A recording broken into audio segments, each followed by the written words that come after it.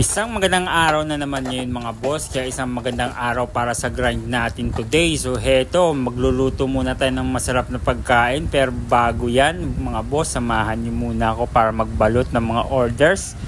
Dahil meron nag-order sa atin sa Lazada ng bulky or 11 na balot. So 22 pieces yung, kasi ang binibenta natin unan is buy one take one. So syempre automatic yan pag sinabing buy one take one mga boss. Pag bumili ka ng isa, dalawa yung matatanggap mo. Dahil marami pa rin nagtatanong sa atin kung legit ba talaga yung buy one take one. Yes mga boss, ayan. Bali ang in-order sa atin ni ma'am is 11 na order. So ang ipapadala natin is 22 pieces papuntang Zamboanga sa Mindanao mga boss. So maraming salamat sa pag-order madam. At hindi lang pala una ng binibenta natin mga boss ha, iba-iba. May mga pagkain pa tayo doon na pwede nyong orderin. Ilalagay ko yung link sa comment section o di kaya sa description para matingnan nyo. Baka meron din kayo magustuhan at i-order nyo na yan mga boss. Si Ma'am Arlene na taga Tuburan, Zamboanga del Norte. Ang layo pa pala nito ma'am. Maraming salamat po. Yan, at medyo hinihingal niya ako mga boss dahil sa laki ba naman yan, mabigat at mahirap pa ikutin para mabalot.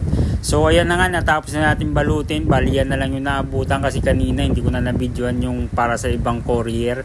Bali yan ay para sa JNT na courier, so pipick upin na nila yan.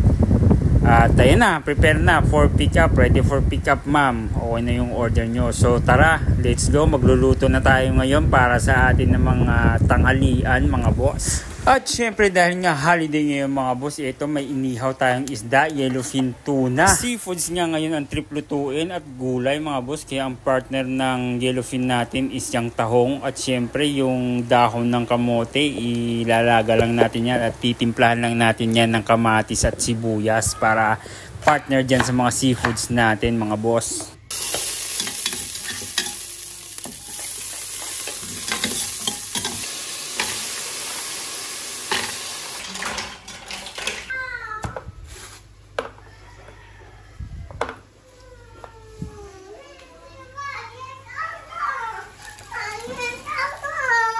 Ha?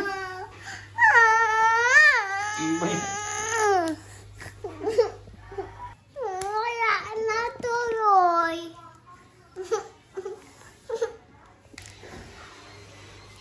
Natulpots. Ayaw. So yan mga boss, hindi ko na nakuha na ng video yung pagluluto ko dahil nga